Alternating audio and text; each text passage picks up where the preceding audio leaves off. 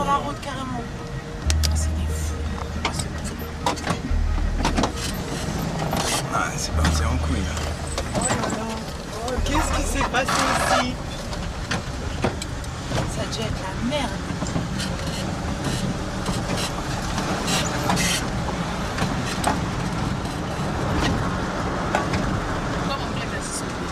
Il y a le feu au blanc aussi. Merde, des CRS. Mais qu'est-ce qui se passe? Il y a des meutes?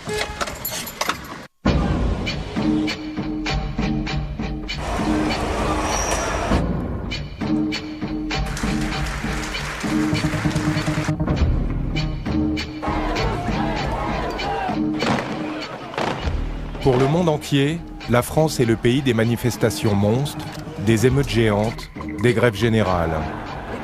C'est un fait. De gauche comme de droite, aucun pouvoir n'a échappé à cette rue qui se fait champ de bataille, champ politique. Ça, c'est le devoir de l'État. Pourquoi ces flambées de violence? Comment surgissent-elles? Comment l'État réagit? Entre l'automne 2005 et le printemps 2006, deux grandes crises ont secoué la France. À elles seules, les émeutes des banlieues et la crise du CPE résument 50 ans de désordre et de maintien de l'ordre.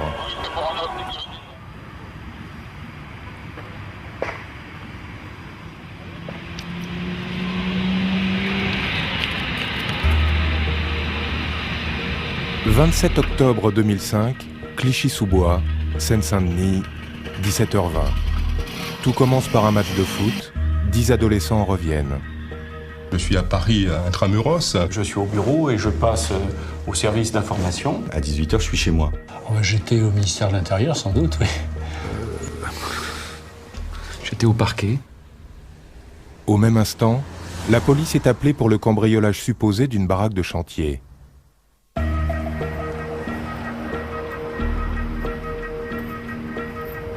Les jeunes courent, le groupe se disperse. 3 empruntent ce chemin, Zied, Bouna et Mouitine. Au coin de la rue, des sirènes. Il y a un appel qui est donné pour des jeunes qui rentrent sur ce cabanon et dont on peut penser qu'ils cherchent à dérober des objets. François Molins, procureur de la République de Bobigny. En réalité, aucun objet n'a été dérobé. Les adolescents n'ont pas leurs papiers sur eux. Ils craignent la nuit au poste. Pour certains, c'est Ramadan. Ils ont promis de rentrer avant le coucher du soleil. On est dans le quartier, ça intervient, vous avez des gamins, c'est des gamins les 3 quarts, des gamins qui fuient de tous les côtés. Philippe Laureau, directeur central de la sécurité publique, grand patron des BAC et de tous les policiers en tenue de France. Bon, puis comme ils ont une peur permanente de ce qui représente l'ordre, de ce qui représente le policier et tout, ils vont au premier endroit, puis ils rentrent dans un truc qui n'est pas protégé. Les 7 autres adolescents du groupe interpellés sont relâchés. Au quartier, ils racontent, une rumeur s'installe. Lui, il est parti de son côté et les 3 autres sont partis de l'autre côté. Et il a bien vu que la police était derrière eux. Derrière les 3 autres. Et ils m'ont lâché moi pour les pousser. Ils l'ont laissé lui parce qu'il était tout seul et ils sont partis vers les 3 autres. Toutes les émeutes locales sont parties d'une histoire avec la police, légitime ou pas légitime, peu importe. C'est l'affaire d'une cité. Bruno Lafargue dirige les renseignements généraux à Paris et en proche banlieue. On a affaire à un processus au départ qui est tout à fait normal. Alors, d'une communication radio, il y en a un qui dit ils ont dû rentrer dans le transformateur, mais qui ne les voit pas. Bon, et il y a un opérateur radio qui est là et qui dit de toute façon, s'ils sont rentrés dans le transformateur, bonne chance pour eux, on va sûrement les retrouver en mauvais état. 2 morts, un blessé grave. Dans le transformateur, c'est l'arc électrique. C'est la mort pour Zied et Bouna, les brûlures pour Mouitine et la panne générale pour tous. Sans le savoir, tout Clichy-sous-Bois vit le drame par procuration. Le maire accourt. D'abord, il y a beaucoup de policiers. On est parti avec l'idée d'un accident et on est très surpris de voir autant de policiers. Et des policiers que je ne connais pas, c'est-à-dire des policiers qui sont venus de toute la Seine-Saint-Denis, profitant un peu d'un certain flottement. Je suis rentré et effectivement, je me suis approché des cadavres. Il y a des Clichois du quartier qui se sont regroupés mais qui ont été tenus à l'écart, qui sont au bout de la rue. Et je m'aperçois qu'il y a quelques personnes qui se trouvent être en fait les parents et la famille des deux victimes. Les familles sont effondrées, mais au sens propre, hein, c'est-à-dire qu'elles s'effondrent par terre de douleur, de chagrin. Et je sens monter la colère. Il y a même un des membres de cette famille qui tape sur un capot de voiture comme ça en disant « si c'est ça la France ». Les renseignements généraux de Bobigny nous ont envoyé un message en nous disant immédiatement qu'ils s'attendaient à des répercussions sur Clichy-sous-Bois. Ça a cramé où le B11 ? Un jeune homme du quartier rentre du travail. Réflexe caméra. Sous ses yeux, une mécanique va s'emballer. La mécanique de l'émeute. Un quartier s'embrase. La police rétorque. Et puis d'ordinaire, on oublie. Il va être content, le maire. Sauf que cette fois-ci, le pays entier va être saisi. Ces images sont rares. Elles sont tournées du point de vue de la rue.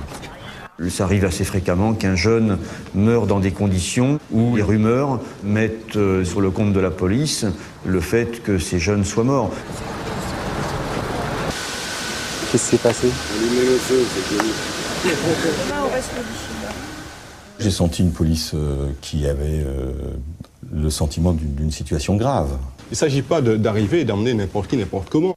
Pierre Marchand-Lacour, il va commander toutes les compagnies de CRS stationnées en Seine-Saint-Denis. Il faut connaître le terrain, il faut savoir quel risque se présente, quel type de population est en face, s'il y a une hostilité, s'il n'y a pas d'hostilité. Dans les premiers jours, nous avions du mal un peu à cerner, si vous voulez. Claude Guéant, directeur de cabinet de Nicolas Sarkozy, son éminence grise en matière de police. En fait, nous avions affaire à des opérations de guérilla urbaine, d'une certaine façon. Au nom de la commune de Clichy-sous-Bois. Au deuxième jour, Clichy se mobilise, parle et ne comprend pas. Que s'est-il passé? Deux versions s'opposent, celle de Mouhitine, le rescapé, et la version des ministres. La communication va jouer un rôle clé dans l'affaire. On sort du fait divers, on entre dans l'affaire d'État. Et en même temps que je reçois dans ce bureau même ces familles, mes collaborateurs me disent que le Premier ministre d'une part et le ministre de l'Intérieur ont eux leur version, mais qui n'a rien à voir. Ces jeunes essayaient d'échapper à la police, mais ils n'étaient pas à ce moment-là, d'après ce qui m'est indiqué dans le rapport écrit que j'ai reçu, ils n'étaient pas à ce moment-là poursuivis physiquement par la police. Je décide à 11h30, je m'en souviens encore, de faire une conférence de presse dans la salle du conseil municipal où je demande une enquête transparente, indépendante. Monsieur Sarkozy est à Metz, mais j'ai son directeur de cabinet et je lui dis que je vais demander une enquête et il me dit « vous avez tout à fait raison » et d'ailleurs le ministre veut vous recevoir. Monsieur Sarkozy, dans son bureau à 18h, justement, en convient. Il dit effectivement qu'il doit y avoir une enquête, se contredisant un petit peu avec lui, mais moi je lui explique qu'on ne peut pas avoir de retour au calme tant qu'on n'aura pas dit ces choses-là et que je pense que c'est à lui de les dire, parce que je le dise moi c'est une chose, mais que le ministre de l'Intérieur le dise. Il est tout à fait d'accord avec moi et quand on sort de son bureau, il va devant des caméras pour dire je ordonne une enquête, etc. Mais il est 18h, 19h, c'est très peu repris à la télévision. Trop peu repris. Le soir, les échauffourées repartent 2 heures durant. La colère clichéoise est encore locale. L'homme tient toujours sa caméra, les jeunes leurs projectiles et les CRS leur flashball, une arme qui tire des balles en caoutchouc, faite pour neutraliser et impressionner. Dans le bureau du ministre de l'Intérieur, là j'avais été informé d'un certain nombre d'effectifs de police qui seraient présents dès le début de la nuit. Or, je ne sais pas trop pourquoi, ces effectifs n'étaient pas présents.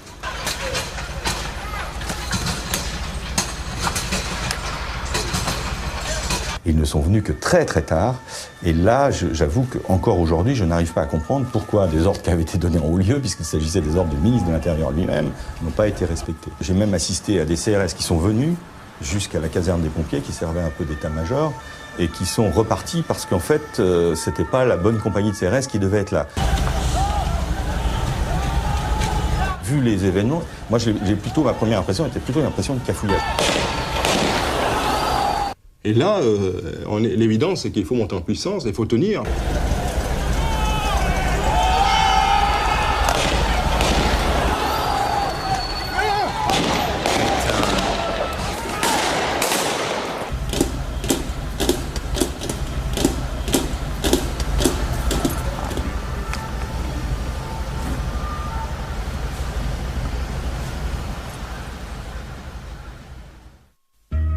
Et puis, la tension baisse. La colère se contient. La 3e nuit passe, sans heurts. On s'était recueillis donc au pied de l'immeuble de Bouna. Samir Mihi, un ami de Bouna, voisin de Ziyed, va bientôt devenir personnage public. Disons que vous écoutez plus que vous n'essayez de parler, vous essayez de comprendre, mais c'est vrai que c'est pas évident de prendre la parole dans ces cas-là. La justice va faire son travail, dit-on.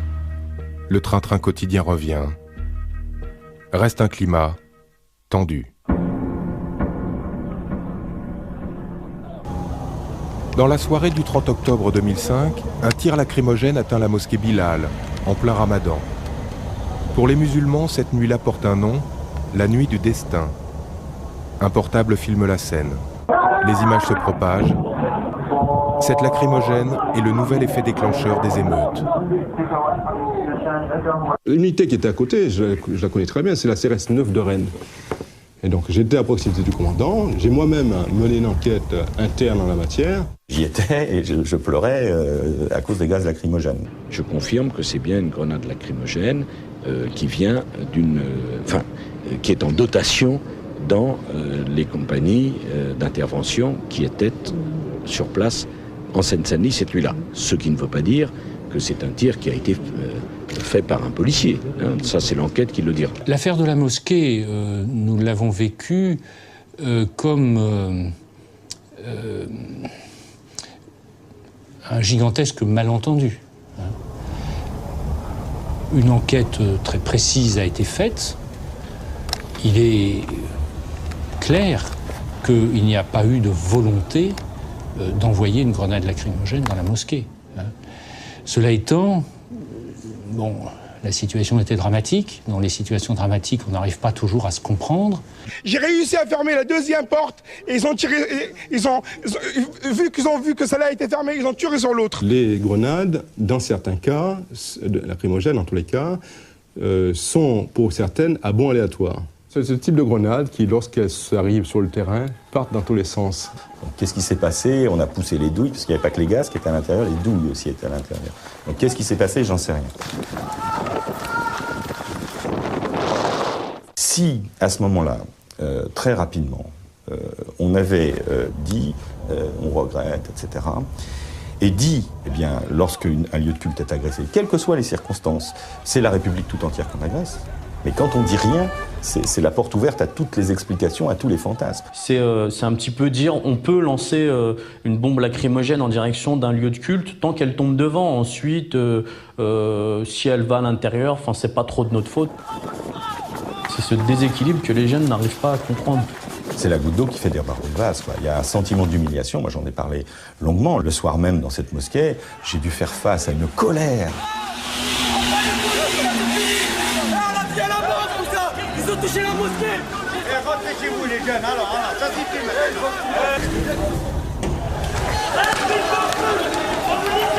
C'est pire, c'est crada.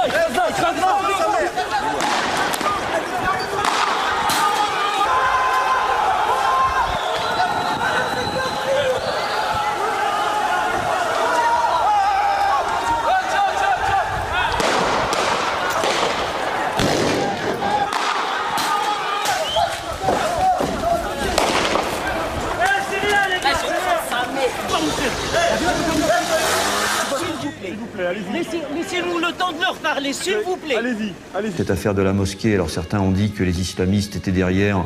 On n'a recueilli aucun élément tangible nous permettant de mettre au compte des islamistes telle ou telle émeute. Eux, ils sont restés vraiment très très en retrait de cette affaire. Malgré elle, Clichy-sous-Bois redevient le centre de la France. Et la France regarde la télé. L'émeute du quartier devient enjeu national.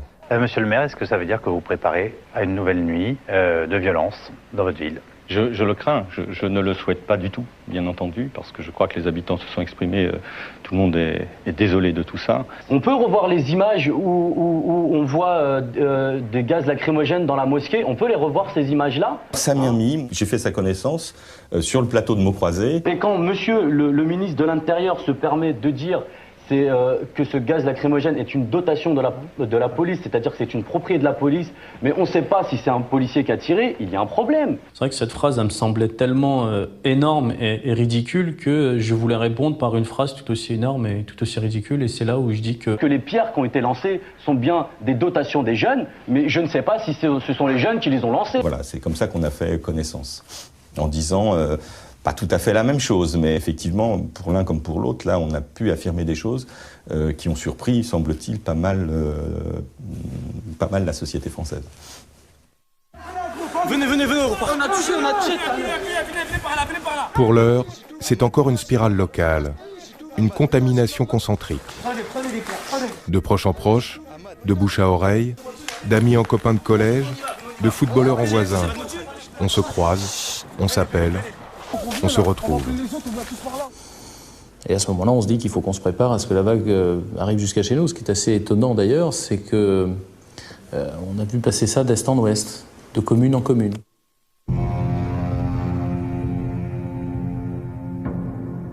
Six jours après le début des événements, la police va commettre une sérieuse erreur d'appréciation. Cela se passe à Saint-Denis, le 2 novembre 2005, au Stade de France. 800 policiers sont réquisitionnés pour le match à risque Lille-Manchester. Ce soir-là, la région parisienne va connaître son pic de violence. L'affaire est restée confidentielle, elle est d'envergure. Le fait qu'il y ait un deuxième événement qui était risqué en termes d'ordre public et qui a mobilisé la présence de très nombreux policiers, s'est traduit effectivement par... les policiers qui étaient au Stade de France n'étaient pas ailleurs. Et ça, je pense on ne peut s'empêcher de faire la liaison entre les épisodes de violence urbaine et la tenue de ce match au Stade de France. Cela n'est pas tolérable. Rien ne justifie de telles violences. Rien ne justifie de telles dégradations. Le gouvernement assurera l'ordre public. Il le fera avec la fermeté nécessaire. C'est la tâche difficile de Nicolas Sarkozy. À cet instant précis, Dominique de Villepin désigne son ministre de l'Intérieur. C'est un classique du genre. Le désordre qui s'installe déclenche toujours une crise politique. D'autant plus que le ministre de tutelle est dans la tourmente. 2 jours avant la mort de Zied Ebouna, il a fait une visite nocturne en banlieue parisienne. Elle a laissé des traces.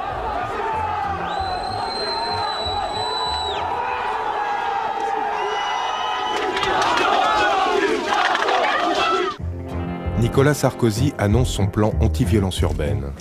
Il est simple, c'est un choix policier, un choix politique. Les CRS qui étaient affectés à l'ordre public, aux manifestations, vont maintenant être affectés à ces quartiers. À Argenteuil, il est venu détailler sa vision du maintien de l'ordre dans la France des années 2000. Il n'y aura pas de débat, une phrase va tout changer.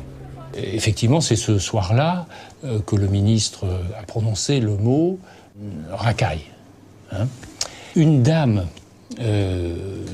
d'origine maghrébine, visiblement d'ailleurs, à sa fenêtre, dit « Monsieur Sarkozy, il faut nous débarrasser de ces racailles ». Et le ministre lui répond « Hein? Vous en avez assez, hein? Vous avez assez de cette bande de racailles. Bon, on va vous en débarrasser. Bonne soirée, hein ?» En cette fin octobre 2005, le mot résonne à Argenteuil, comme ailleurs. Bientôt, il va ricocher, dans les rues, à la radio, à la télé. Ces mots tournent en boucle. Des excuses de sa part, parce qu'on ne traite pas un groupe de jeunes, de racailles, de différents quartiers, n'importe quel quartier, alors qu'on ne les connaît pas.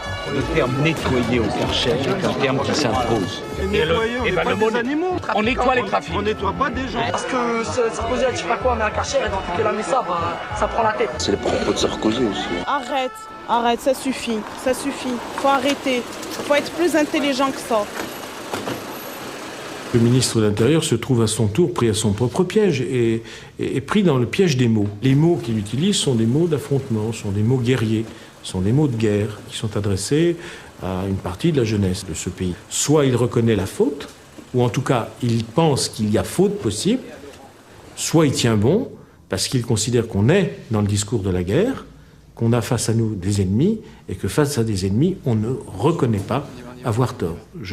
Je crains qu'il ait été pendant tous ces jours-là traversé par ce double sentiment. La gravité de la situation atteint Matignon. Dominique de Villepin veut s'imposer.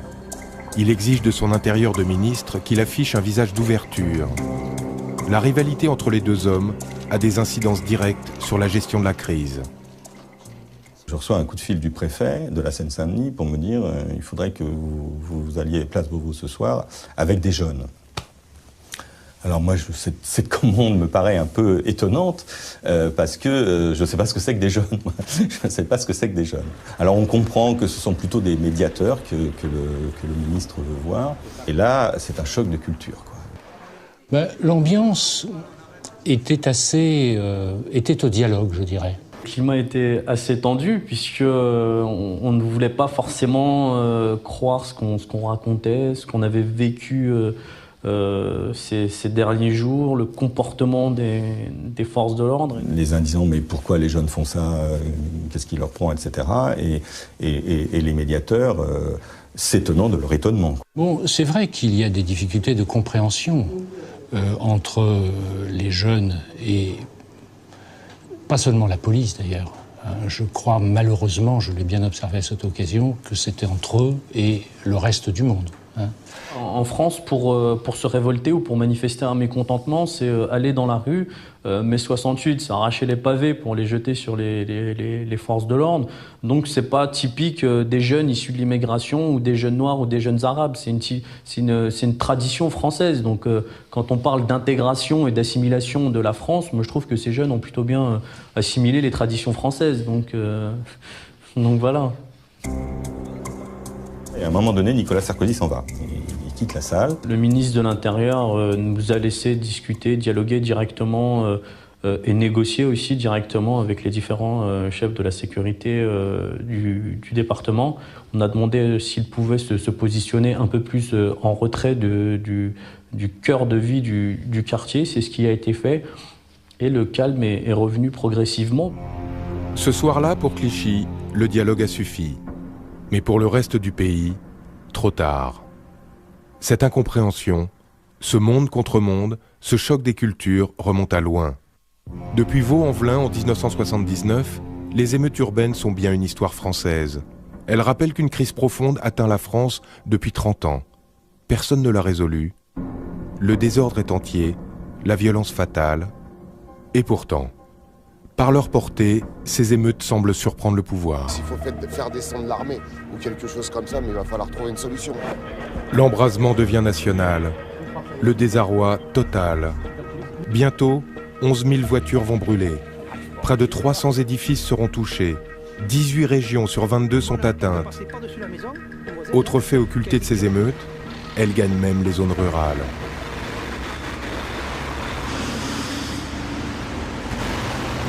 Tête, la première main, ça tire. Attention, ça caillasse là. Comment faire? Les forces de l'ordre ont deux options. Soit contenir les assauts par leur seule présence, soit aller à l'affrontement. Pour l'heure, c'est plutôt la retenue qui prédomine. Quand on dit on n'intervient pas, c'est faux. L'intervention a lieu, mais elle n'a pas lieu forcément dans les conditions qui sont attendues par les médias ou le public. Nous avons des connaissances techniques en la matière, nous savons à quel moment il faut intervenir et comment il faut intervenir. C'est-à-dire que le fait de ne pas intervenir, c'est quand même une forme d'intervention. Au 11e jour, tout le monde se tourne vers l'Élysée. C'est un classique des crises nationales. Une des charges premières d'un président est de savoir parler au pays au bon moment. Dans la cour de l'Élysée, Jacques Chirac s'avance. Le dernier mot doit revenir à la loi. La République est tout à fait déterminée par nature à être plus forte que ceux qui veulent semer la violence ou la peur. 2 minutes et 4 secondes comme ça, comme absente, comme déconnectée, comme un De Gaulle en 68 ou un Mitterrand en 84 lors des manifestations pour l'école libre. Coup pour rien. La parole présidentielle n'a rien changé. À Matignon, on récupère le dossier, on improvise dans l'urgence une table ronde. Et on reçoit un coup de fil comme quoi on est convoqué à Matignon pour une réunion des maires. Alors, je me dis, c'est intéressant, on va me donner des pistes, m'aider. Le Premier ministre arrive et nous dit, écoutez, en résumé, mais ça a duré 2 minutes son intervention. Écoutez, messieurs les maires, vous voyez la gravité de la situation, nous ne savons pas ce qui arrive, nous ne comprenons pas pourquoi, et nous ne savons pas comment l'arrêter. Ben, je me suis dit qu'on était dans la mouise, hein, parce qu'on était déjà seul, et là où on était reçu au plus haut niveau de l'État, on n'avait pas l'impression qu'on allait l'être moins après. On est sorti de là, je vais le dire autrement, en se disant ça n'a pas servi à grand-chose, quoi. Et on a le sentiment que c'était plutôt pour la presse qu'on a fait ça, en disant, voilà, le Premier ministre a rencontré les maires de banlieue, point. Moi, j'ai vu l'État, en tout cas c'est le sentiment que j'en garde, s'effondrer pendant quelques jours, sous la pression d'un certain nombre de types qui cramaient les voitures. On n'a pas le visage clair des personnes qui cassent, on ne sait pas. C'est une ombre qui agit dans la nuit. Voilà, et elle se cache par l'acheter. Elle ne veut pas se montrer, dire que c'est moi, j'en ai ras-le-bol. Elle s'exprime que par la violence. Début novembre, Nicolas Sarkozy doit occuper le terrain. Il faut rassurer. Il active alors son PC de crise nationale, le Centre opérationnel Beauvau, le COB. Sont présents tous les grands patrons, CRS, RG, PJ, Sécurité publique et même, les premiers temps, DST. Tous les jours, nous regardons un petit peu la courbe au niveau de l'évolution des incidents qui se produisent et nous n'attendons qu'une chose, c'est naturellement que ça baisse de manière extrêmement forte. Il est clair qu'une nuit, il y a eu plus de 1300 voitures qui ont été incendiées. Je ne vous cache pas que l'ambiance n'était peut-être pas excellente et on se posait des questions. Il faut à la fois répondre à l'immédiat et il faut réfléchir. Et très franchement, on a le temps de réfléchir. Fréquence des réunions, 2 par jour, matin et soir. Objectif, regrouper les informations et affiner de nouvelles stratégies. L'une de nos hantises, évidemment, c'était l'incident grave, et notamment la mort d'homme, et les consignes, l'encadrement, l'idée de manœuvre des unités ont toujours eu cette préoccupation à l'esprit. Même le maintien de l'ordre, ce n'est pas du réflexe, ça n'est pas de la démultiplication réelle de ce qu'on fait à l'entraînement, c'est précédé d'une réflexion importante et de nature politique. En haut lieu, ce temps nécessaire accroît la nervosité. Nicolas Sarkozy est contesté, Dominique de Villepin inquiet. Notre méthode, c'est la méthode du milieu fermé, hein. Donc, c'est celle qu'on utilise pour le terrorisme, c'est-à-dire que nous, on a plusieurs sources de renseignements.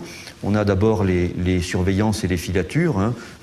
Autrement, on a les interceptions de sécurité, les écoutes téléphoniques, hein. On utilise également les informateurs, c'est-à-dire les sources, nous on appelle ça les sources humaines, et puis on a, dans le cadre des bonnes relations que l'on a avec différents acteurs, on a des contacts avec différentes personnes qui, elles, nous donnent des renseignements sur l'état d'esprit des jeunes, la façon dont ça bouge.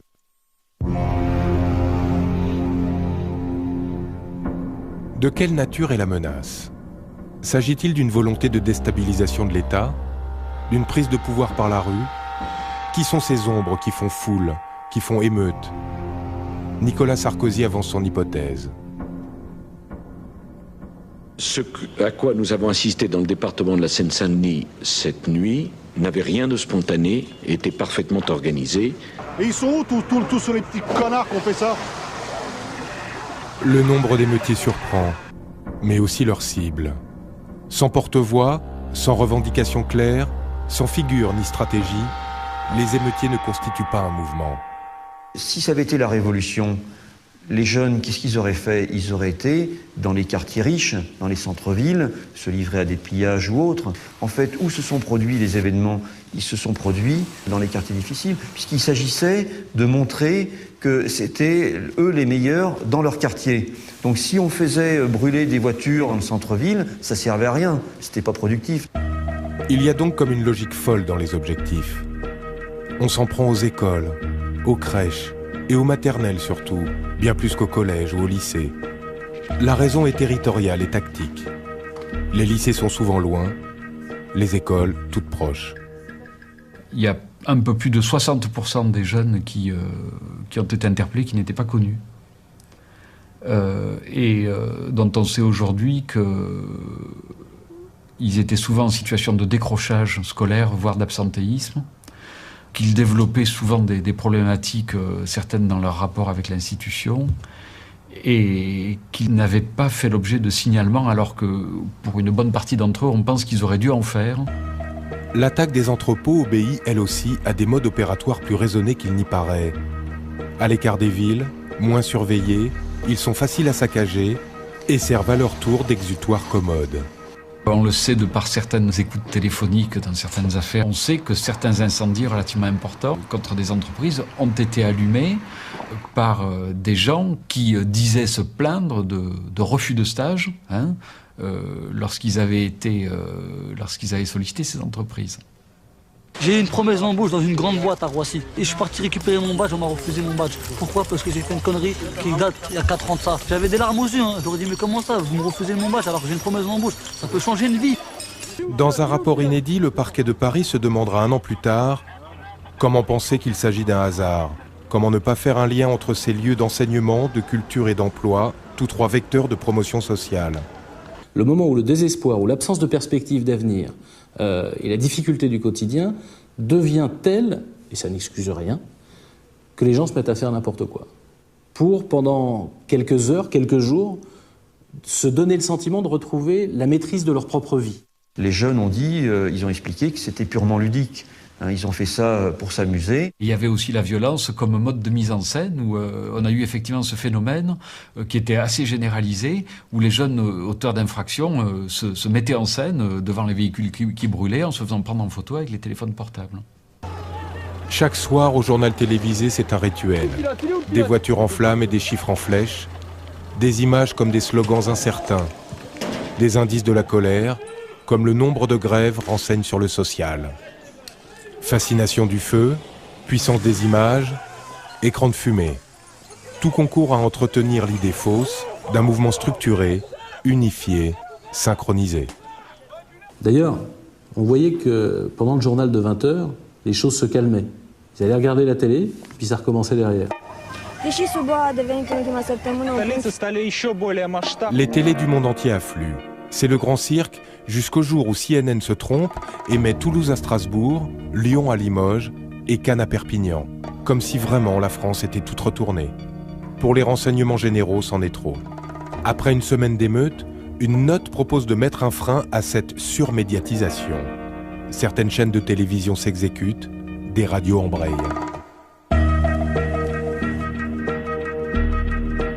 Ces émeutes sont inédites dans leur étendue, leur durée, leur nature et maintenant dans leur intensité. Mon fils, il a perdu sa main. Pourquoi il a la même droite? Pourquoi il est handicapé? La vie. Son fils de 21 ans a voulu ramasser une grenade. Elle a explosé. À Sevran, en Île-de-France, un bus est incendié en plein jour. Une femme handicapée est sauvée in extremis. À l'hôpital, au service des grands brûlés, son voisin est Muhitine, le survivant du transformateur EDF de Clichy-sous-Bois. Par une petite porte dérobée, la politique s'y glisse. Mme Chirac, d'ailleurs, était venue voir Moutine et cette personne âgée, et Moutine a lancé un appel. Moutine, couvert de pansements, dans sa chambre stérile, a lancé un appel à l'arrêt des violences. Disant, on pourrait brûler toute la France, ça ne ferait pas revenir mes copains, ça sert à rien, la vieille dame qui est là, elle n'y est pour rien. Il était environ 19h40. Moi-même, sur le terrain, je ne comprenais pas tout à fait ce qui se passait. Et j'ai vu la première ligne tomber, les gars pleins de sang. Et c'est là que j'ai compris que ce n'était plus simplement des cocktails Molotov ou des projectiles, mais qu'on nous tirait dessus. On voit un tireur avec un fusil à longue portée, sans doute un fusil de chasse, nous tirer dessus. Les journalistes de Paris Images doivent se trouver à hauteur de notre dispositif. Et la prise de vue se fait donc vers l'individu qui semble s'enfuir à l'intérieur de la cité avec l'arme longue à la main.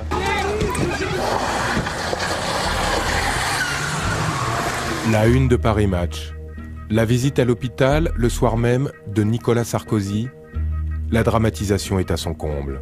La sidération, alors, s'abat sur un pays qui se fait face, qui doute. De part et d'autre, la fatigue se fait sentir. C'est aussi l'heure des premières bavures policières. À la sortie du commissariat de la Courneuve, cette scène. Le jeune homme en blanc est rattrapé par un policier. Jeté à terre, il est roué de coups par 2 d'entre eux sous les yeux de leurs collègues. L'IGS, la police des polices, a vu ces images. Elle a immédiatement mis les 8 fonctionnaires en garde à vue. Une scène qui en rappelle d'autres. Comme le passage à tabac de Rodney King, prélude aux émeutes de Los Angeles en 1992. Souvenir que Dominique de Villepin livrera lui-même sur CNN. Many people also said that the riots in the ghettos, if you like, in the suburbs, I'm not sure you can call them riots. It's very different from the situation you have known in 1992 in LA, for example. You had at that time 54 people that died. You had 2,000 people wounded. In France, during the 2 weeks period of unrest, nobody died in France. Les soirées de feu se succèdent, tout le monde s'adapte. Les émeutiers aux policiers, les policiers aux émeutiers, et ces deux hommes s'évitent du regard. Nicolas Sarkozy vacille. Et si les choix stratégiques étaient mauvais? Et si la gestion de l'ordre n'était pas seulement qu'une technique, une intelligence des mouvements de foule? Au ministère de l'Intérieur, on se dit maintenant prêt. Le plan anti-violence urbaine annoncé à Argenteuil avant les émeutes est désormais opérationnel. La police va changer de tactique. Les CRS vont agir par petits groupes et non plus en grande compagnie. Nicolas Sarkozy assume, la mise en scène est soignée. Alors je vous demande un certain nombre de choses. C'est sa dernière carte. La première chose, je vous demande d'interpeller les émeutiers. On change notre dispositif, c'est-à-dire qu'en fait on le fait évoluer, parce qu'on souhaite naturellement procéder à des interpellations. Et comme eux ne sont pas plus bêtes naturellement que nous, de leur côté ils s'adaptent également pour de la même manière éviter d'être trop interpellés. Alors l'enjeu est assez simple. Soit les bandes gagnent, soit la République l'emporte. L'alternative, elle est dans ce choix. C'est la force légale de la République ou c'est la force brutale des bandes. Ça sera donc la force légale de la République. Dans toutes les directions départementales de la police, on sort les cartes en 3 dimensions. Sur celles-ci sont numérisés les bâtiments, les rues, les édifices et même les points de regroupement et de manœuvre possibles. Prendre de la hauteur, contrôler du ciel. Début novembre 2005, l'idée de surveillance par hélicoptère est suggérée dans cette note interne au ministère de l'Intérieur. C'est une première. Ça, c'est une décision lourde. Des hélicoptères qui étaient capables, munis de phares, de suivre des petits groupes très mobiles et de permettre l'interpellation par les unités au sol. Quand vous êtes sur le terrain, vous avez une vue aveugle en quelque sorte. Vous avez un environnement de 200-300 mètres, mais vous ne savez pas ce qui se passe derrière une tour. Et à la fois, vous rassurez vos personnels et également, vous créez une insécurité chez le délinquant ou chez les gens, chez les jeunes qui sont en tout cas présents sur les quartiers, sur les toits. C'est vrai qu'on a l'impression d'être coupable de quelque chose, d'être en temps de guerre. Entre les émeutiers, la police et les politiques, surgit un 4e acteur, la population. Comme en 68, comme en 95, comme dans tous les grands moments de crise sous la Ve République.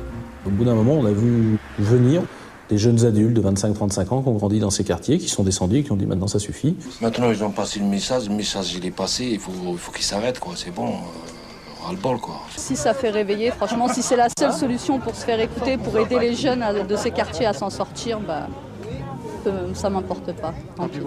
Tant pis pour ma voiture, j'en achèterai une autre. Et ce que je peux retenir, c'est une espèce d'ambiguïté de la population. C'est-à-dire qu'en même temps, il y a une condamnation, évidemment, des violences dont ils ont été les victimes.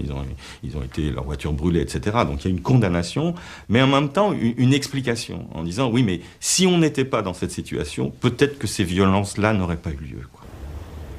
Les jeunes qui étaient autour disaient, ils ont raison de faire ça, parce qu'on est malheureux, il y a un mal-être chez nous. Ces délinquants étaient en quelque sorte un peu les bras armés. C'est ça, voilà, un peu les bras armés de leur insatisfaction. Des gens ont voulu se révolter, d'autres ont voulu apaiser. Il y avait aussi des parents qui étaient dans la rue par curiosité, donc il y avait de tout. Sortir pour parler, parler pour s'en sortir. C'est comme une façon de se réapproprier le territoire. Et si du chaos émergeait une nouvelle attitude, il n'y aura pas de milice, non, mais des veillées de fortune entre voisins. On n'est pas là pour faire du gardiennage, on n'est pas là du tout là pour faire un comité de vigile. On est là tout simplement pour occuper une soirée, montrer que cet équipement y vit, qui sert à des gens, et que du coup, il y a du monde dedans. Il y a de la lumière. Ils disent, bon, il y a quelqu'un, on nous attend. Dans certaines villes, les maires tentent de récupérer le mouvement en créant des comités de veille citoyenne censés ramener l'ordre. Mais Dominique de Villepin n'y croit pas. Il décide d'abattre l'arme ultime de l'escalade guerrière. Le Conseil des ministres a adopté ce matin un décret sur la base de la loi de 1955 autorisant les préfets, sous l'autorité du ministre d'État, ministre de l'Intérieur, à mettre en œuvre des mesures de couvre-feu. Dominique de Villepin a gagné. Il a battu son ministre de l'Intérieur en termes d'image. En réalité, la bataille des émeutes était déjà finie. En haut lieu, on savait que les incidents très sérieux étaient à la baisse, que la décrue était amorcée. Couvre-feu, cache-misère. Il faudra plusieurs mois pour que les langues se délient et racontent la mise en scène du retour à l'ordre. L'état d'urgence, vous vous en souvenez, est intervenu très tard dans la gestion de la crise, et c'était heureux d'ailleurs. À ce moment-là, ça ne nous semblait plus nécessaire. Ça s'adressait aux gens qui vivent dans les quartiers où ça se passe bien et qui voyaient ça à la télé, pour leur dire, vous voyez, nous on est des gens plus durs encore que Nicolas Sarkozy. Tout ça était minable. À Clichy, je pense qu'on, peut-être parce qu'effectivement le calme est revenu, mais on trouve ça inutile et dangereux même. Parce que là encore, attention, on manipule un texte de loi qui a des références historiques humiliantes. Le couvre-feu qui n'avait pas été mis depuis la guerre d'Algérie. Donc, mais ça a été utile.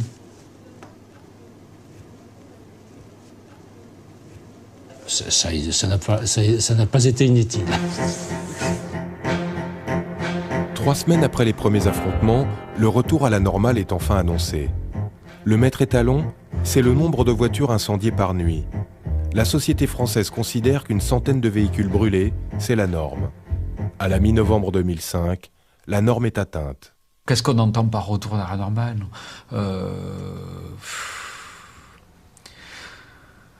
Mais il n'y a pas véritablement de normes. Je veux dire, c'est un problème c'est un effet de masse. Et une question de volume. La normale, c'est la fin de ces événements. Enfin, pour moi, c'est ça, retour à la normale et non pas à la vie normale, puisque dans ces quartiers, la vie n'a rien de normal. Qu'est-ce qui s'est passé de plus grave dans les 20 dernières années en France que ce qu'on a vécu en novembre-décembre 2005 ? Qu'est-ce qui concerne plus l'ensemble de la population française que la façon dont on a organisé la vie sociale, la vie urbaine dans notre pays ? C'est une crise de sens, une crise de repères, c'est une crise d'identité. On sait aujourd'hui, et cette analyse-là a été confirmée par une note de la Direction centrale des renseignements généraux, on sait qu'on n'est pas face à une insurrection qui aurait été fomentée par des délinquants de banlieue. Et qu'on sait que cette explication est tout à fait insuffisante pour fomenter le phénomène. Ainsi, la Direction centrale des renseignements généraux a dressé un rapport de 8 pages intitulé « Crise des banlieues, violence urbaine ou insurrection des cités ». On y lit ceci. La France a connu une forme d'insurrection non organisée avec l'émergence dans le temps et l'espace d'une révolte populaire des cités, sans leader et sans proposition de programme. Il y avait 2 types d'émeutiers. Il y avait, c'est vrai, oui, des désesperados. Et puis, il y avait une espèce d'aspiration comme magnétique dans le frisson de l'émeute. En totale contradiction avec leur ministre de tutelle, les RG ajoutent « Aucune manipulation n'a été décelée permettant d'accréditer la thèse d'un soulèvement généralisé et organisé. » Vous avez 2 regards sur les banlieues. Le regard que j'essaye d'imposer, qui est un regard complexe, donc difficile à expliquer, en disant qu'il y a à la fois des atouts, il y a à la fois de l'énergie, puis il y a des inégalités, etc. Et puis il y a un regard simpliste, je le dis, extrêmement simpliste, qui résume les banlieues à des choses qui existent, qui sont la délinquance. Alors, dans un cas, le traitement, il est politique. Dans l'autre cas, le traitement, il est policier. Le directeur central des renseignements généraux sera remercié quelque temps plus tard. Les émeutes sont finies, une page est tournée. Ou presque.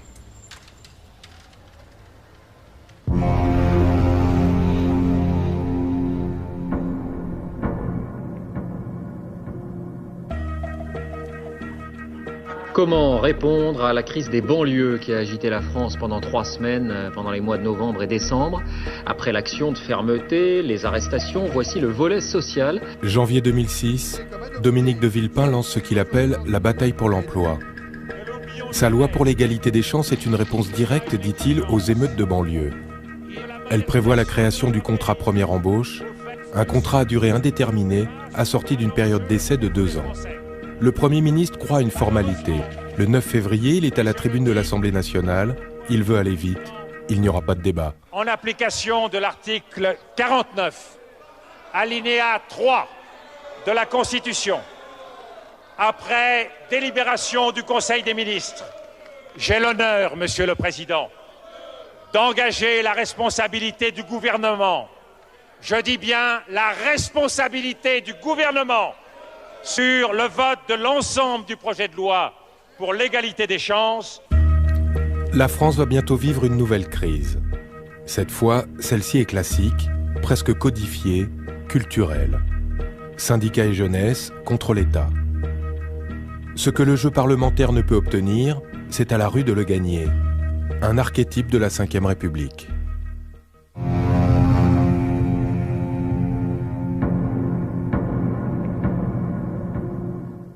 La veille de l'annonce du CPE, je reçois un coup de fil de Matignon. Ce que je leur ai dit, c'est que c'était pas en banlieue que cette fois les voitures brûleraient, mais que ce serait en centre-ville, qu'il fallait qu'ils prennent la mesure d'une mobilisation qui prendrait de l'ampleur sur cette question. Dès le départ, c'est devenu une affaire où on a senti que les choses allaient s'envenimer. Pierre Mur, directeur de l'ordre public à Paris, dirige 5000 hommes. Et que ça allait devenir une affaire difficile. Tout le monde me disait, c'est le prochain mouvement social. Les premières manifestations, nous les accueillons avec beaucoup de regrets et un petit peu d'accablement. Les manifestations lycéennes ou estudiantines sont toujours regardées avec beaucoup d'intérêt, de force, et parce qu'on veut éviter des incidents, parce que c'est la jeunesse française, donc on veut éviter ça. Tout va commencer ici, à l'université de Rennes 2, bastion des sciences humaines et de la contestation depuis les années 70. À tout le monde, d'occuper tout le McDonald's. Le maximum de personnes possibles descendent aussi. Ce seront les premiers à nous employer sous les contrats CPE, je vous le rappelle. Début février, la faculté de Rennes 2 vote la grève et appelle à la mobilisation générale de la jeunesse. Le mouvement est lancé. On est venu me prévenir que les étudiants déménageaient les salles de classe, sortaient les chaises et les tables. Bon, on savait ce que ça voulait dire. Ça voulait dire qu'ils allaient bloquer les issues et effectivement, ça a été fait. Qui vote pour la grève avec blocage?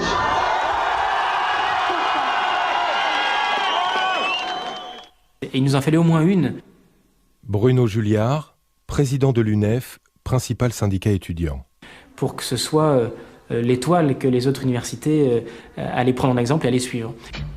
La fronde anti-CPE va toucher Toulouse, Grenoble, Poitiers. Là, on brûle des voitures en carton. Clin d'œil aux émeutiers de novembre, mais clin d'œil seulement. Ce que ces derniers n'ont pas fait, les étudiants le feront, s'organiser pour prendre la rue. Une coordination nationale étudiante se constitue. Elle se méfie des syndicats traditionnels qui tentent, eux, de piloter le mouvement. Les premières facs parisiennes sont bloquées à leur tour. C'était des gens qui avaient l'expérience de l'organisation. Delphine Bouenel, étudiante à Paris, deviendra l'une des porte-paroles de la coordination nationale étudiante. Une expérience militante, une expérience syndicale ou politique. C'était l'apprentissage de ce que c'est un mouvement, comment est-ce qu'on se mobilise, comment est-ce qu'on crée une AG, comment est-ce qu'on mène une AG. Ça a une apparence de désordre alors que c'est très très organisé derrière, quoi. Tous ceux qui sont pour la continuation d'une mobilisation contre ce CPE va mettre tout le monde par terre. Alors, il faut voter pour le blocage à durée indéterminée. Ce classique de l'agitation étudiante a une règle de base. Chaque semaine, tout le monde dans la rue. Il faut se compter, puis doubler la mise la semaine suivante. La logique de la pression est érodée. Le cap du million dans la rue est franchi le 7 mars. Invisible pendant les émeutes, la gauche réapparaît. Contrairement à celle des banlieues, la forme de ce mouvement est fédératrice. Dans ces cas-là, toute opposition s'en empare pour affronter le pouvoir. Dans la rue, on chante, à l'Assemblée, on s'empoigne, parfait miroir d'un pays qui aime se regarder dans la contestation. Votre politique a une apparence, l'ordre et l'inflexibilité. Mais elle a une réalité, la flexibilité et le désordre. Monsieur Hérault, la peur n'est pas une politique. L'illusion n'est pas une politique. Pendant que la province mène le combat, à Paris, la préfecture de police surveille la mobilisation. Cette préfecture est un lieu unique au monde. Autonome, puissante, elle est un État dans l'État. On a une section qui s'occupe des phénomènes sociaux. On a des contacts avec les organisations syndicales, et là on ne vient pas masquer, on leur dit voilà, on est des renseignements généraux. Quand on parle par contre des éléments violents, c'est le problème de sections beaucoup plus spécialisées qui, elles, vont travailler en milieu fermé et qui vont suivre les mouvements d'extrême gauche lorsqu'ils sont à potentialité violente pour suivre les éléments violents. Avant une manifestation, le préfet va nous demander combien il va y avoir de manifestants, est-ce qu'il y aura des incidents et comment les incidents vont survenir. Donc il faut lui décrire en quelque sorte à l'avance le scénario. Et malgré tout ce dispositif, une faille. Au cœur de Paris, la Sorbonne, le 8 mars 2006, elle est occupée. Le mouvement bascule. Une fois qu'on avait pris la Sorbonne, une fois que la Sorbonne était à nous, on avait tout gagné, quoi. D'abord parce que c'est un nom qui est connu dans la France entière, dans le monde entier, et parce qu'il y a eu mai 68 et les images de l'occupation de la Sorbonne en mai 68. Cette espèce de mémoire collective, un peu arrangée, un peu glorifiée, dont on ne garde finalement que les bons souvenirs. Étudiants et enseignants réunissent. Donc très vite, des barricades, des tables, des chaises. Des tables, des chaises. 50 étudiants déterminés. C'était pas vraiment prévu. Tom, étudiant à Paris 1, sera l'un des premiers à occuper la Sorbonne. On n'avait pas vraiment de nourriture, on n'avait pas vraiment de couverture. Je suis vraiment sur la ligne de 3 strates. Hein. Les étudiants militants, anti-CPE, élus de syndicats, qui avaient une attitude tout à fait de contestation institutionnelle. Au-dessus, il y avait les militants politiques plus durs. On a retrouvé pas mal de souvenirs de Gênes, hein, qui est un grand moment de la contestation intermondialiste. Et puis encore au-delà, les révolutionnaires professionnels, et ceux-là, ils étaient vraiment violents. Chaque jour, une fac de plus est occupée en France. À Rennes 2, on tient bon. Son président ne procède pas à l'évacuation. C'est une tradition française, celle de la franchise universitaire qui remonte au Moyen-Âge et complique le jeu du pouvoir. Comme les églises ou les ambassades, les lieux de savoir sont des sanctuaires. Je crois encore, disons, à la possibilité de réguler les conflits dans l'université par la négociation, hein, sans intervention policière, qui en plus ici aurait été catastrophique. Imaginez un escadron de police contre 7000 étudiants à l'intérieur du campus, mais c'était détruire le campus. À Paris, la Sorbonne devient point de fixation. On s'y retrouve après les AG, après les manifs. On se dispute la paternité de l'occupation. Depuis des décennies, tout ce qui fait les grands mouvements de jeunesse s'y cristallise. Qui contrôle la Sorbonne croit contrôler le mouvement. Le 11 mars dans la soirée, le pouvoir tranche. Il s'agit d'une grande décision politique, une décision de police. Pour le gouvernement, la Sorbonne n'est pas Rennes 2. Il n'y aura pas ici de franchise universitaire. C'est une question de rapport de force. Entre l'ordre et le désordre, mais aussi entre un Villepin qui décide et un Sarkozy qui se méfie. Comme si leur rivalité totale les poussait à rejouer la scène des émeutes. L'évacuation s'est décidée entre le ministre de l'Intérieur, qui d'ailleurs, je le précise, était dans un avion qui le ramenait d'outre-mer, mais qui était doté du téléphone, heureusement, et puis le Premier ministre. Dans ces jeux de couloir se joue le contrôle de l'ordre dans la capitale entre le ministre de l'Intérieur et la préfecture de police, jugée trop proche de l'Élysée. Qui pilote l'évacuation de la Sorbonne croit prendre une option pour la suite. À minuit, le préfet exécute les ordres, il chapeaute les opérations. Mais les consignes sont toujours les mêmes. Pierre Muth, préfet de police de Paris. Hein, c'est-à-dire pas de violence. Pas de violence. Faites au mieux, faites en sorte que demain matin, la Sorbonne soit évacuée. Seule question, savoir si une majorité de gens ici ont envie de se battre avec les CRS, ou une majorité de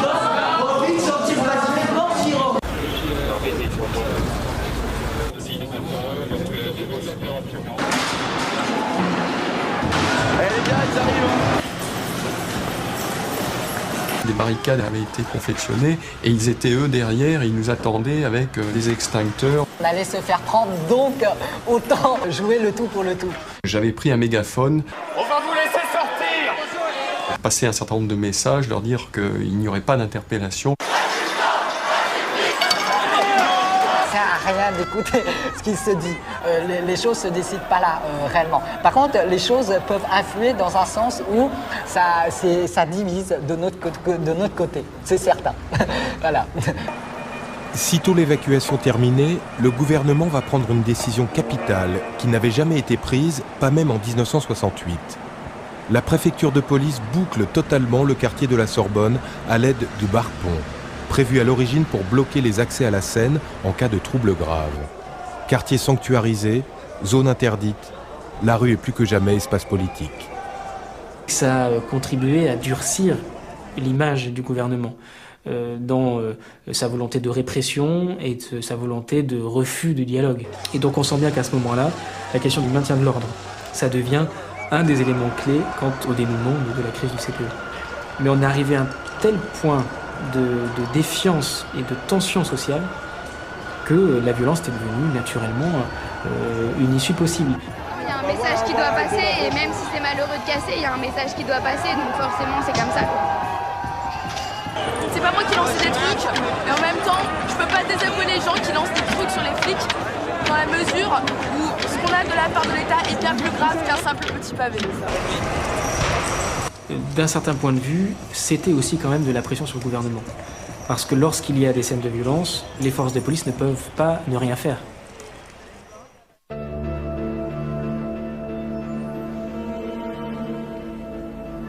Quand la France s'embrase, c'est aussi cela, la mémoire et l'héritage. Le frisson de la rue, les clichés qui défilent et l'ivresse qui remplit les consciences collectives. C'est la rue Monsieur le Prince, 1986, la loi de Vaquet, le peloton des voltigeurs et la mort d'un étudiant, Malik Oussekine, frappé par 2 policiers. Un jeune homme de 22 ans, Malik Oussekine. Malik Oussekine. Ses initiales se confondent avec celles du maintien de l'ordre. Dès le début du mouvement anti-CPE, la hantise de la bavure va mettre tout le monde sous pression. Cette situation ne devait pas dégénérer, ça paraît évident. Dans l'affaire de 1986, la responsabilité des forces de l'ordre avait été engagée. On ne peut pas se permettre d'avoir naturellement encore un mort, un jeune, dans une affaire de cette nature. L'histoire du maintien de l'ordre est jalonnée d'événements un peu difficiles, un peu compliqués. Malheureusement, il y a eu cet événement, c'est sûr. Mais c'était un tournant, en fait. Ça nous a souvent freinés pour intervenir sur des manifestants qui se comportaient de façon violente. Il faut à tout prix éviter quoi, ce genre de choses. Quoi. Mais on n'est jamais à l'abri d'un problème qui peut se poser au cours des manifestations. Vous savez, c'est comme quand vous roulez en voiture. Quoi. Vous avez toujours un risque que vous prenez.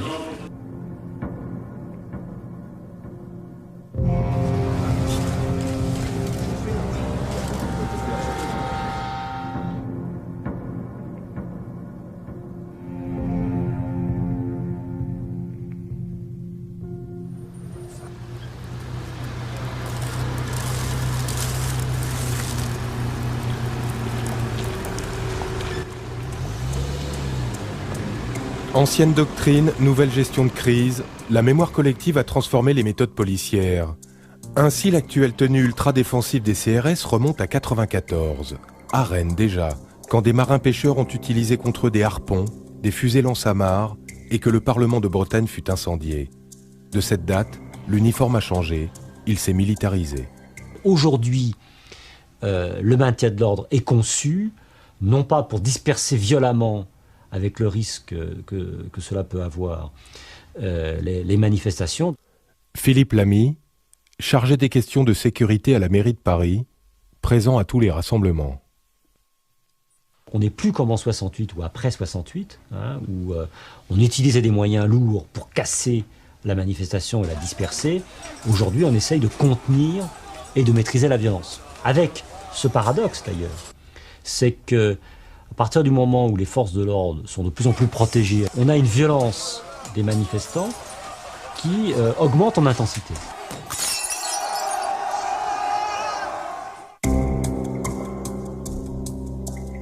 Il va de soi que je soutiens totalement et sans réserve l'action conduite par le Premier ministre et par le gouvernement français. Le 16 mars, nouveau rendez-vous national et nouveau succès pour les étudiants. Mais à Paris, la dispersion se déroule mal.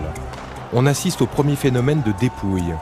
Violence aux personnes, violence aux biens, violence avec la police. Une manifestation, c'est aussi quelque chose de très symbolique et de très codé. Je veux dire, il y a un code à respecter entre d'un côté les organisateurs et de l'autre côté ceux qui sont chargés du maintien de l'ordre. Le tournant du mouvement se joue sur ces quelques mètres carrés, au carrefour Sèvres-Babylone. Cette fois-ci, on a des groupes qui ne respectent même pas ce code. Ils attaquent la police, mais en même temps, ils attaquent les manifestants.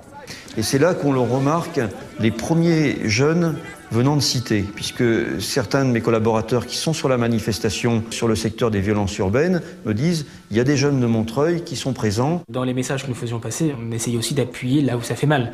Lorsque j'ai Sarkozy au téléphone la première fois, c'est le premier message que je lui dis. C'est que attention, qui dit augmentation de la violence, dit automatiquement grand risque de bavure.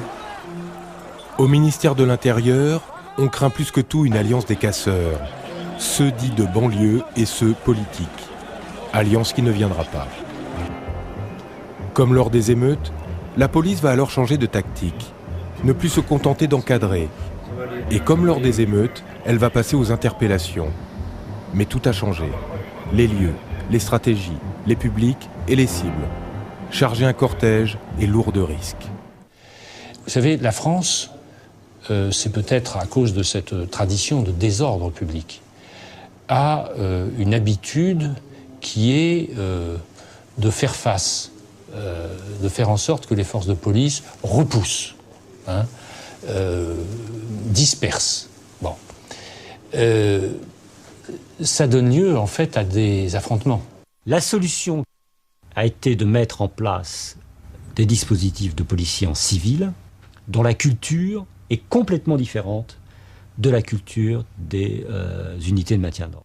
Quand vous avez une foule de 100 000 personnes, une unité prise à partie sur un point très particulier ou sur un point très précis de la manifestation, si elle procède de manière autonome et d'elle-même, d'initiative, à une manœuvre, c'est un peu l'effet papillon. Cette manœuvre peut avoir une influence sur l'ensemble de la manifestation et déstabiliser globalement le dispositif mis en place. Les unités qui étaient utilisées et qui ont été utilisées un peu partout ont une culture différente. Ce sont des unités des BAC, des unités de police judiciaire, dont l'objectif, c'est d'aller, à la fois c'est de faire du chiffre parce que c'est ce qu'on leur demande, on fait du chiffre et il faut qu'on arrête des délinquants. Le barrage s'ouvre, le groupe sort, va au sein de la manifestation chercher les auteurs de délits, souvent de lancer de projectiles, et se rabattent très rapidement après derrière la ligne qui se referme.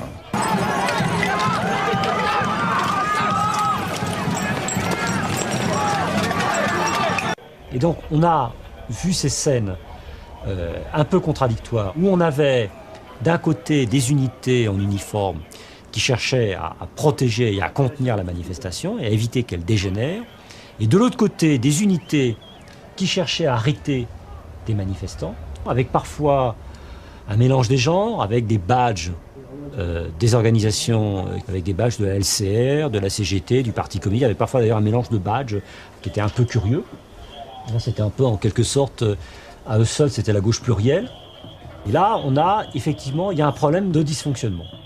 Quand on décide à la fin d'interpeller les jeunes qui restent, c'était des lycéens et des étudiants qui étaient restés tout bêtement là. Les vraies bandes qui avaient opéré, elles étaient reparties, je veux dire. Eux, ils savent ce que c'est que d'aller s'affronter avec la police dans les banlieues. Donc, quand ils ont vu que ça y est, c'était fini de jouer, eh ben, ils ont pris le métro, ils sont partis. «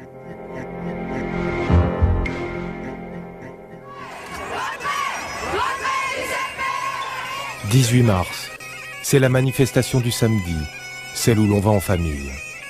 Ça aurait dû être tranquille, c'est pourtant l'heure du drame, l'heure de la bavure, tant redoutée, qui peut tout court-circuiter et contraindre le gouvernement à démissionner.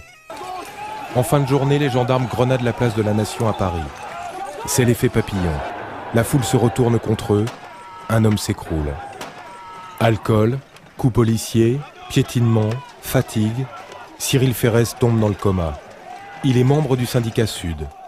L'histoire est connue. Pourtant, elle a mis près de 36 heures à être rendue publique. Pendant ces longues heures, la vie de Cyril Ferrez était en jeu. L'avenir du gouvernement aussi. C'est le pépin, oui, bien sûr. Oui. Donc, là encore, il a été évité de justesse. De justesse. Le pépin majeur.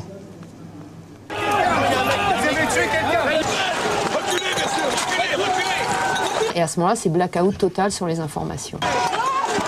Il n'y a eu aucune information qui est sortie sur son état, sur le lieu où il était, y compris sa famille n'a pas été informée.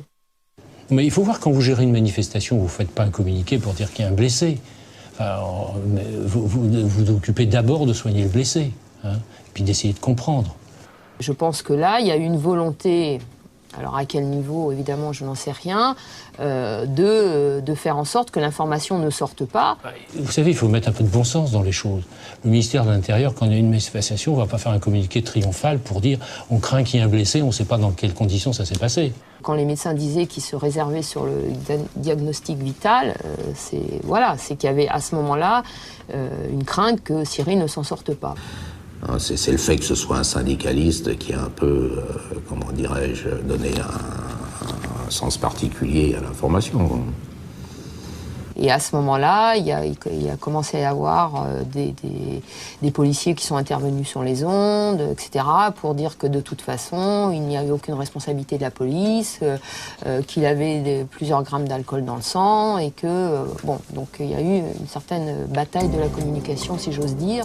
La question se règle place Beauvau. Une délégation du syndicat de Cyril Ferrez est reçue. Sur instruction du ministre, il n'y aura plus de déclarations malveillantes à son sujet.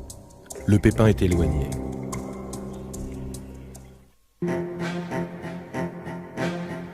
Combien de gouvernements ont sauté dans des situations similaires? Jacques Chirac le sait. Il était Premier ministre en 1986 lors de la loi de Vaquet. Il rata la présidentielle 2 ans plus tard. Ce type de crise impose ses perdants. Le gouvernement de Dominique de Villepin doit fléchir. L'homme de Matignon, qui joue son avenir, reçoit les organisations syndicales. Il se dit prêt à améliorer sa loi, pas à la retirer. C'est une première étape. Il n'a plus d'espace. Tenir encore un peu ou capituler tout de suite, l'homme est seul. Il mise tout sur la décrue. 23 mars, tout est maintenant en place pour la déflagration. À Paris, le rassemblement se termine aux Invalides. La France des JT découvre des scènes de violence extrême. Vol de portables, lynchage, les images pétrifient. C'est un cas d'école. Le désordre en plein Paris précipite toute la suite. À cet instant précis, quels furent les choix de la police, des organisateurs? Quel fut l'impact du syndrome Malik Oussekine sur le ministère de l'Intérieur? Le pouvoir avait-il choisi le pourrissement? Tout s'est noué quelques jours plus tôt entre la préfecture et les organisateurs. Une réunion discrète a lieu dans le bureau du préfet pour régler les détails, discuter du trajet. Cette fois, pas de choc des cultures comme lors des émeutes, mais des désaccords. On s'est assis autour d'une table avec des plans de Paris hyper détaillés, hyper grands derrière nous pour voir exactement le parcours. Nous n'étions pas tranquilles. Cette manifestation était mal organisée par les organisateurs. Le service d'ordre était souvent insignifiant, quelquefois plein de bonne volonté, mais complètement dépassé par les événements. Je connais bien vos envies de manifester. Moi aussi, j'ai des enfants jeunes qui ont envie de changer un peu les choses. Mais vous comprenez bien que nous, de notre côté, il faut que tout soit dans l'ordre, que ce ne soit pas dangereux, ni pour vous, parce qu'il y a les casseurs qui risquent de venir mettre la pagaille dans votre manifestation. Dans l'adversité, nous sommes organisés. Le manifestant ne l'est pas. Il est organisé dans la phase pacifique, dans la phase normale de la manifestation. À partir du moment où il y a une résistance, où il y a quelque chose qui vient contrevenir au déroulement normal de la manifestation, là, c'est une somme d'individualités. C'est plus une unité.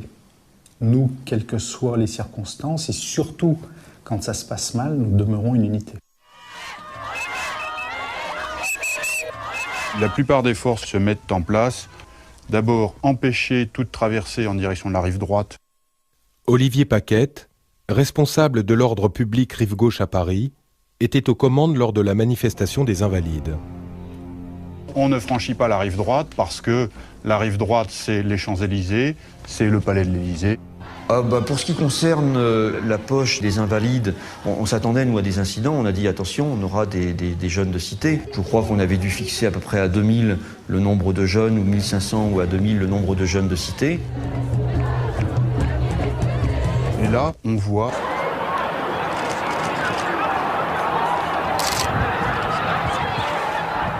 On a une nébuleuse de voyous qui n'ont pas d'animation politique, hein, qui ont uniquement une animation acquisitive.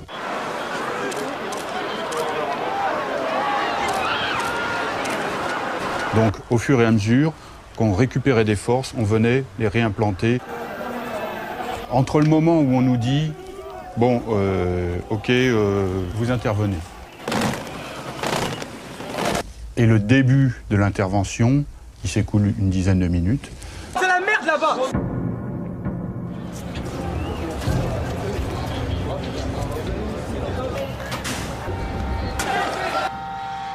C'est pas une manif, c'est du vol organisé, donc vous reculez.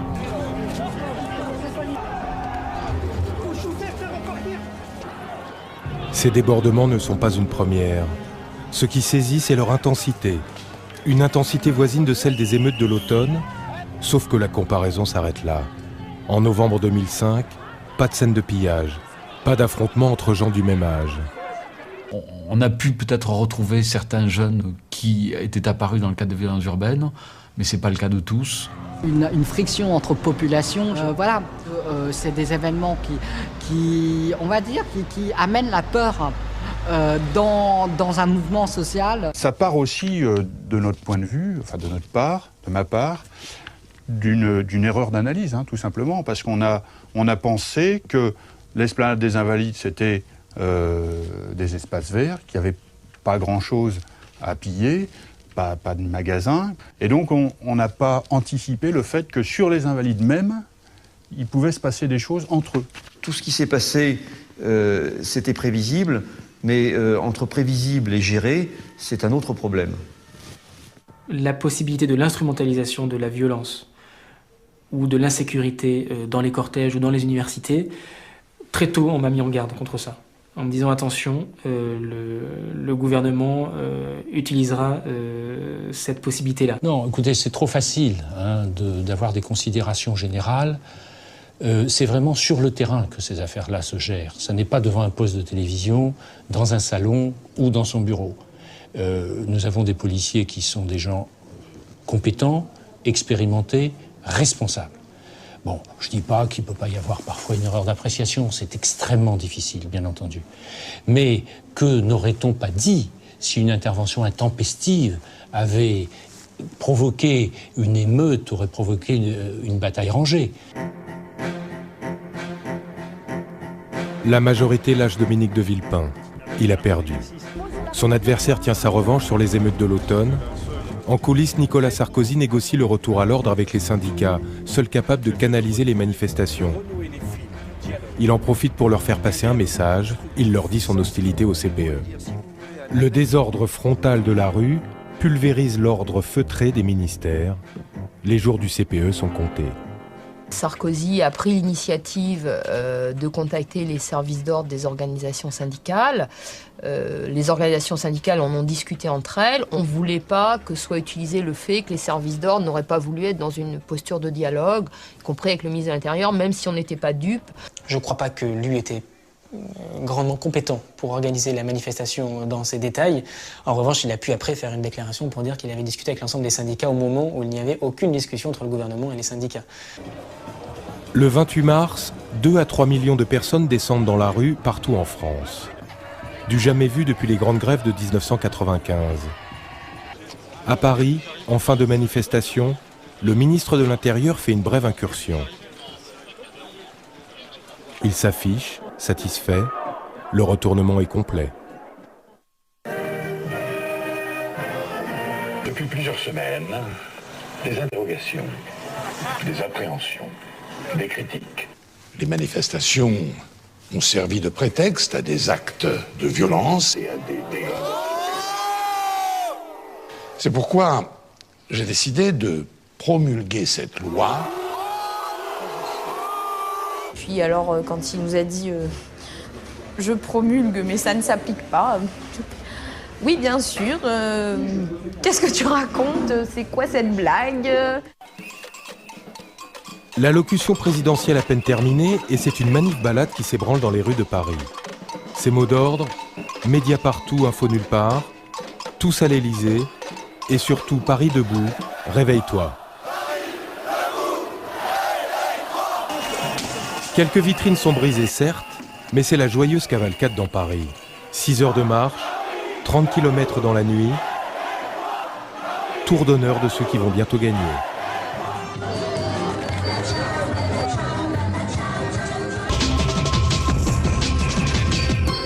Bonsoir à tous, merci de votre attention. Voici les titres de l'actualité de ce lundi. Et d'abord le dénouement dans la crise du CPE, le contrat première embauche est supprimé. 10 avril 2006, c'est terminé. La France vient de vivre 2 crises majeures en moins de 6 mois. Elle se réconcilie avec elle-même, tant bien que mal. Comme un murmure, cette gêne. Les services d'ordre des syndicats étudiants, font des services d'ordre hyper compacts autour des cortèges. Et si t'es pas dedans, tu peux circuler que entre les cortèges. Et donc, moi, j'ai cette image des gars qui sont dans une manifestation et qui sont entre des cortèges avec cette image de relégation à l'extérieur de la mobilisation, qui n'est pas sans rappeler la relégation des quartiers dans lesquels ils habitent, et que on ne s'est pas posé plus longtemps la question de comment, même à moyen terme, on intègre tout ça dans une dynamique commune et on crée de la cohésion sociale si on considère qu'il y a des choses communes à mettre en avant, en l'occurrence l'avenir d'une jeunesse. Et que ne pas aller au bout, c'est aussi insulter notre propre avenir, c'est-à-dire de se résigner à l'idée qu'on ne pourra plus vivre ensemble. Finalement, tout le monde a envie de conclure un peu rapidement sur ce qui s'est passé, à la fois aux Invalides, à la fois quand on a resserré les services d'ordre pour empêcher, entre guillemets, les mecs de banlieue, hein, parce que je dis entre guillemets parce qu'il y avait quand même plein de lycéens de banlieue qui manifestaient, donc la stigmatisation y a allé à fond sur cette logique-là. C'est cela la France. Un pays où parfois la rue gagne politiquement, mais perd policièrement. Ce sont les émeutes de 2005, la crise du CPE de 2006 qui se croisent sans se regarder. Des moments de crise extrême, jamais tout à fait résolus, jamais tout à fait terminés. Parce que la résolution des conflits par l'ordre n'efface jamais totalement les raisons du désordre.